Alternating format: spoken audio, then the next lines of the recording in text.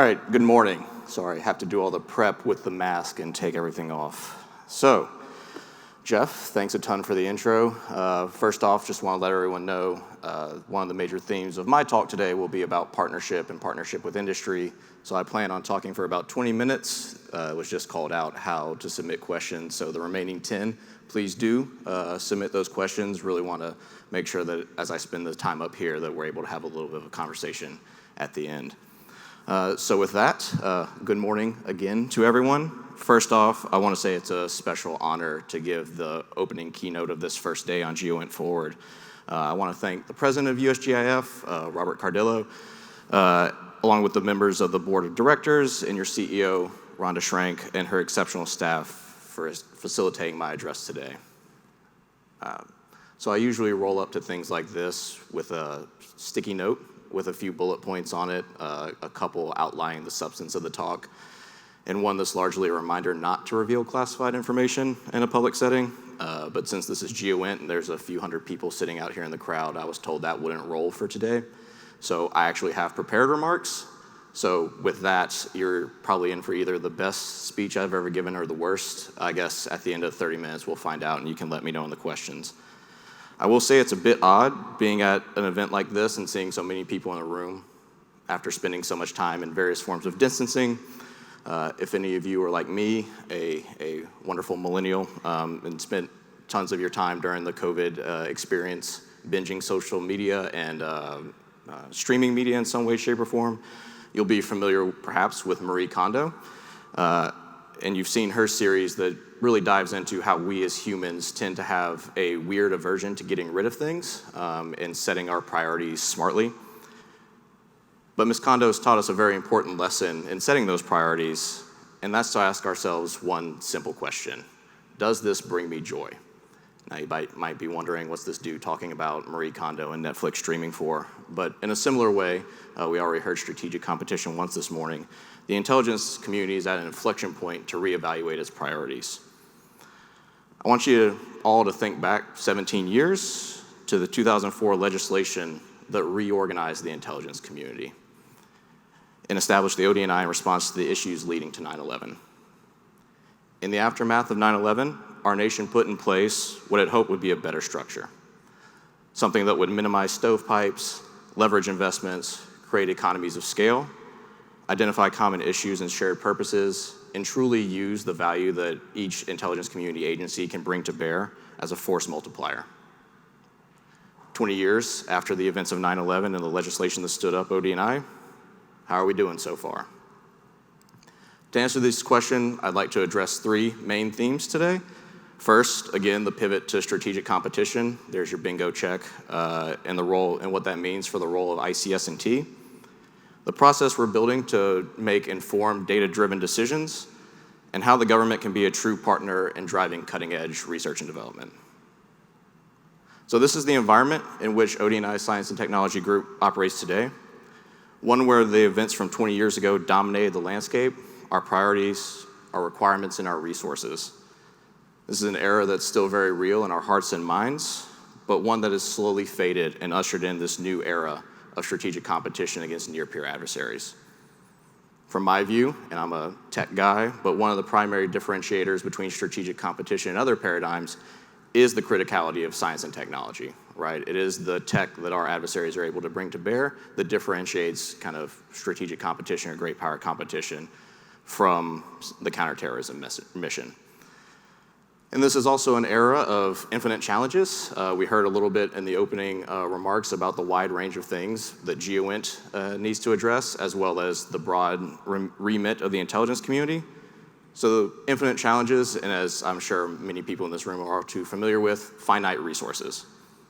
So science and technology, for me, provides us the ability to scale some of those finite resources that we have to address the infinite challenges that we face. The IC is often on the bleeding edge of technology and hard problems.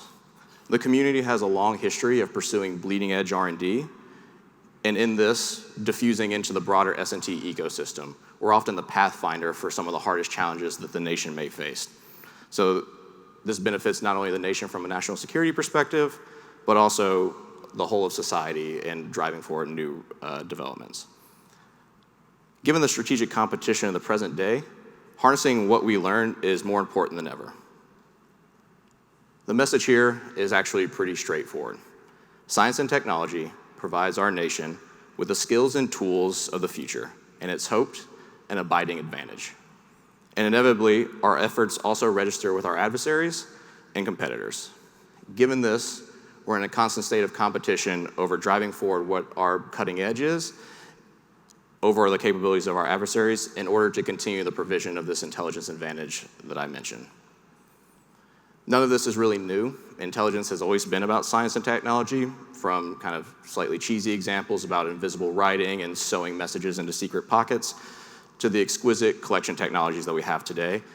Science and technology are fundamental to the DNA of the IC and our tradecraft.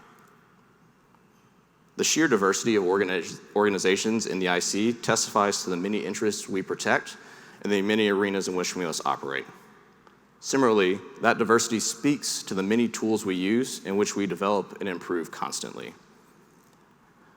Whatever the agency, science and technology helps intelligence practitioners collect data, analyze information, and summarize the likely outcomes to provide the decision advantage our leaders need to make policy conclusions.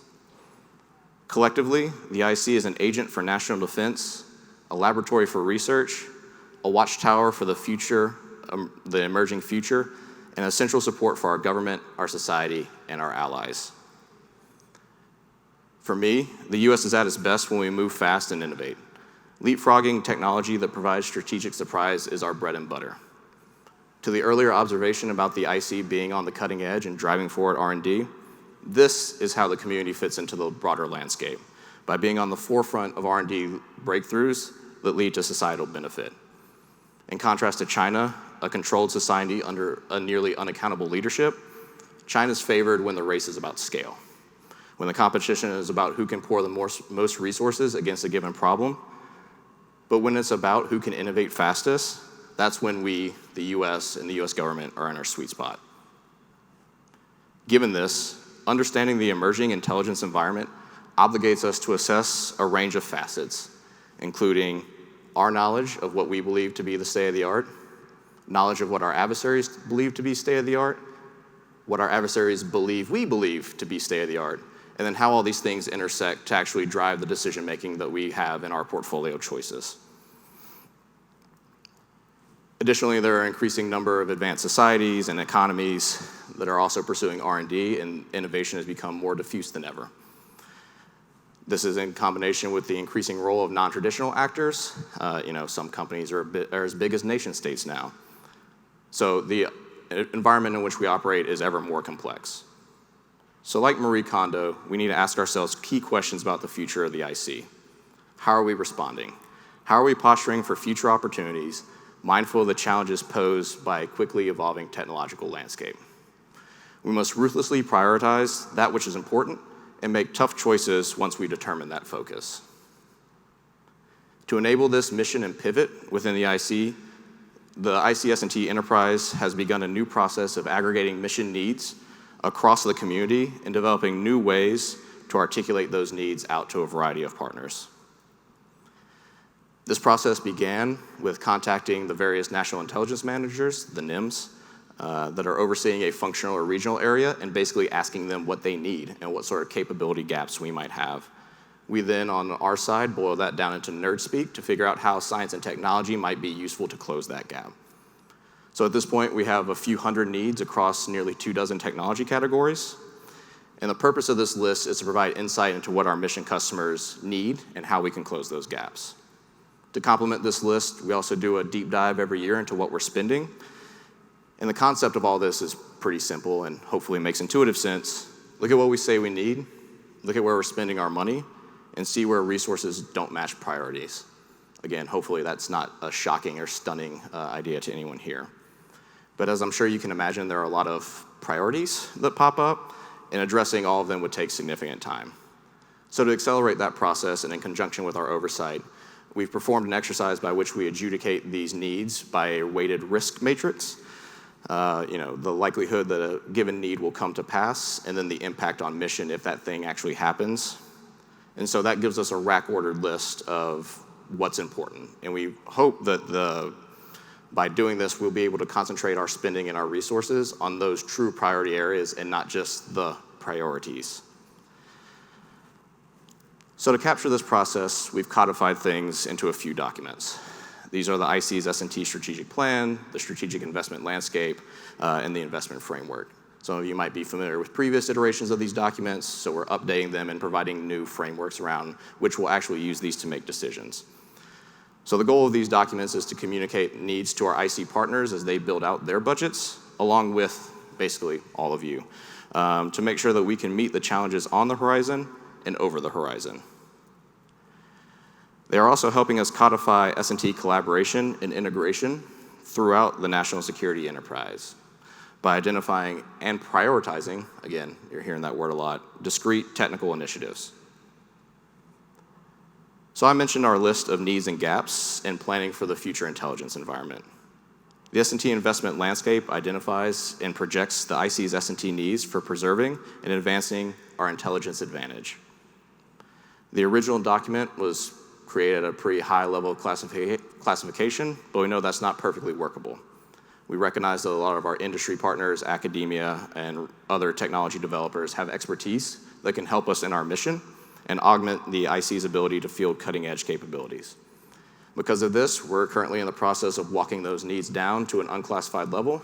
We'll, of course, lose some detail there, but the goal across each of these documents is to communicate to as wide an audience as possible what our needs are, so again, we can enable that partnership that I mentioned at the top. While our primary focus is on the needs of the IC itself, we cannot do this by ourselves through the old stovepipes.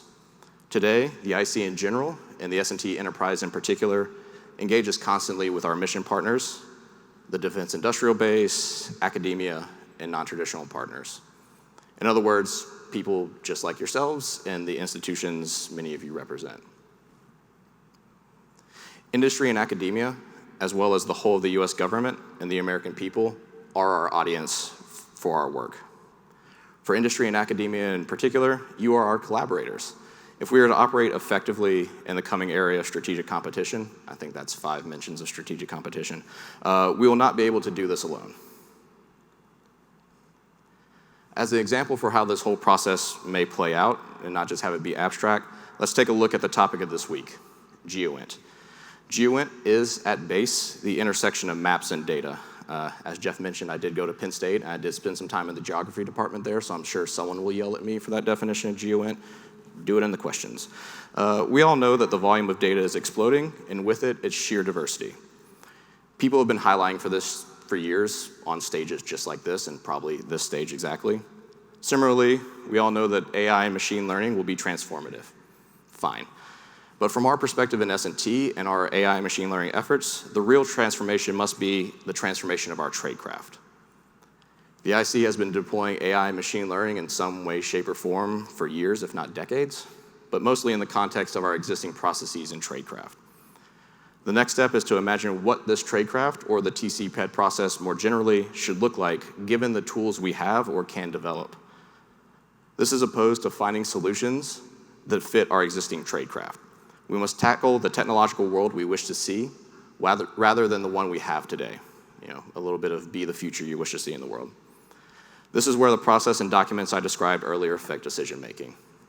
The conversations and distillation of mission needs informs how we go about providing decision advantage and reimagining tradecraft. By identifying what is needed from a mission standpoint, and not necessarily prescribing a single technological solution, we're able to push forward the state of the art across a wide range of technical domains.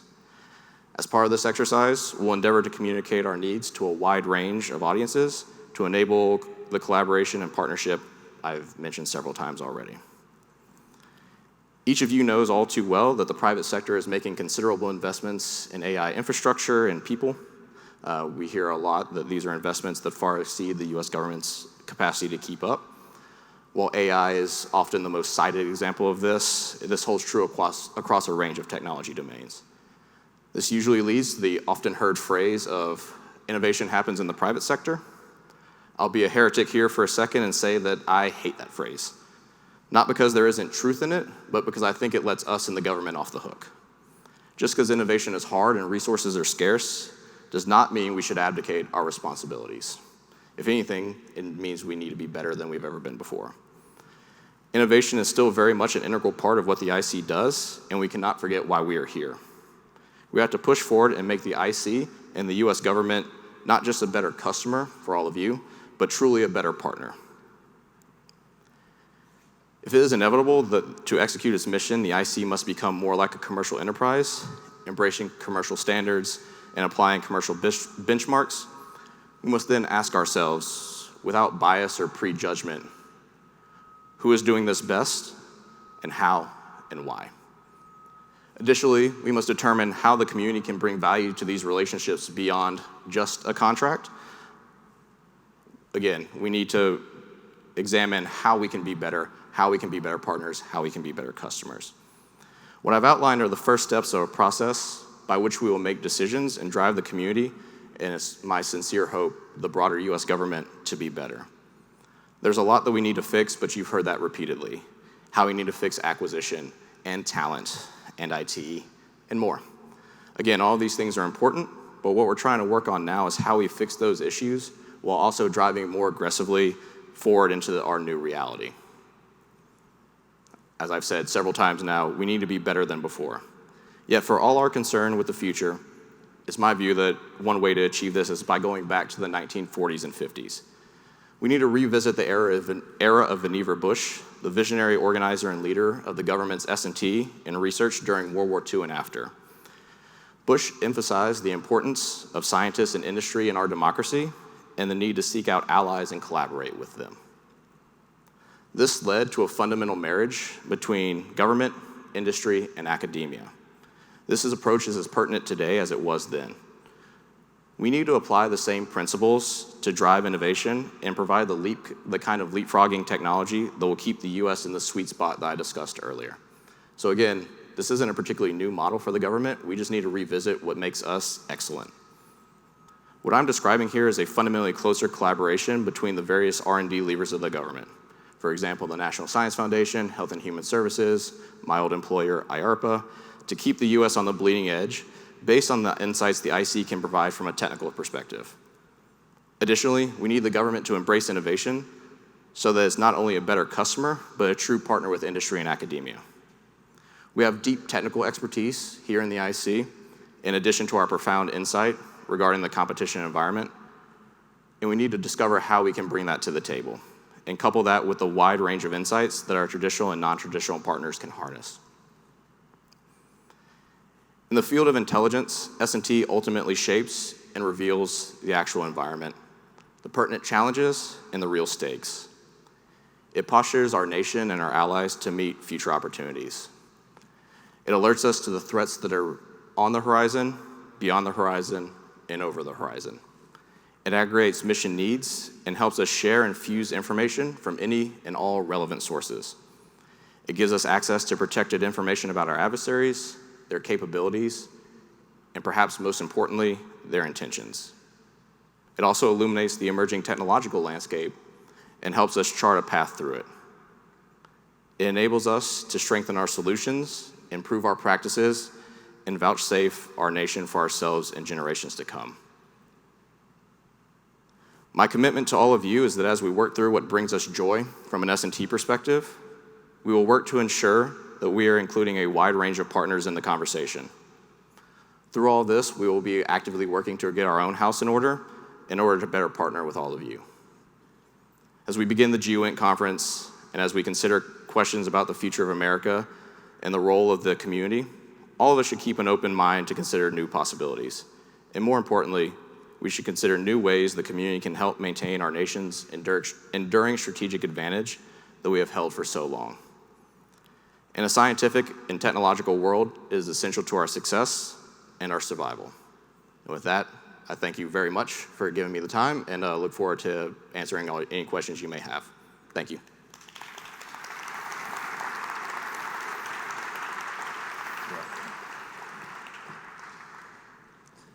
All right, John, now it'll be rapid fire. We're going to put you in the middle of the stage here, and we've got all of our questions from the field, and Beth will bring out any more as they come up. So the first one for your questions here, you mentioned about relationships You mentioned about partnerships. So what are you doing as the director? What's your office doing to help foster those relationships with academia, private sector, industry that we have represented today? Yeah, definitely. So we have a few things in flight. So again, the needs that I talked about forms a key part of that so that we can be clearer to our partners what we need from a government perspective. I will say that for a fair portion of my career, I sat on the kind of green badge side and would always wonder what my government partners wanted. So we're trying to be better about communicating that out to all of you so that you're not having to guess what we need.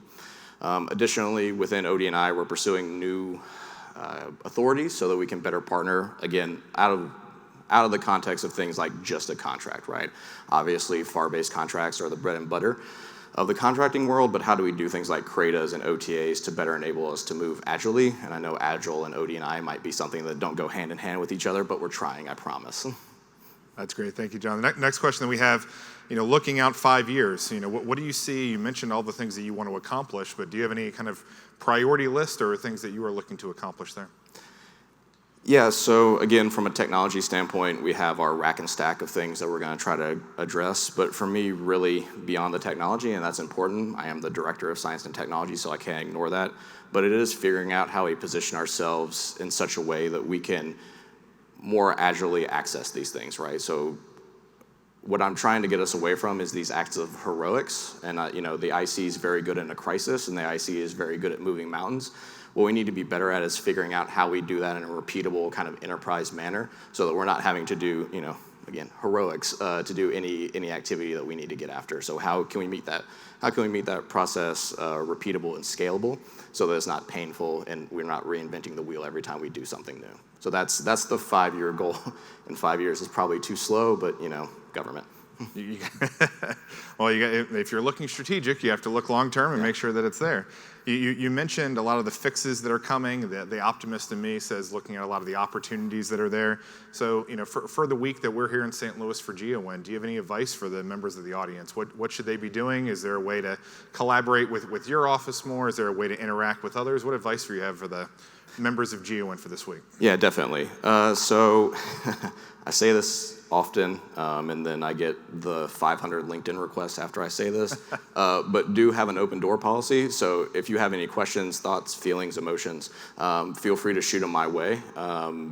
Always happy to chat, and I know the IC can be inscrutable sometimes, even if you're on the inside to some degree. If you're at one agency, you might not be able to have visibility into what's happening at another agency.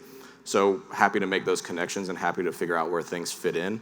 Additionally, from my particular view, I know this is not what kind of my normal agency colleagues out getting after mission would answer, but I'm particularly interested in what's on the cutting edge.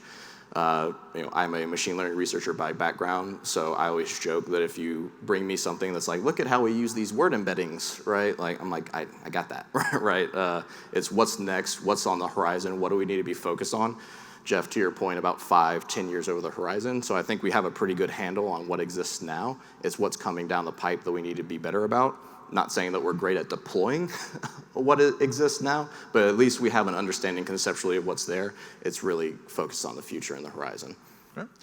Certainly, want to avoid certain questions here, and I'm sure people are having fun. Want to avoid any budget conversations. Don't want to make you squirm too much.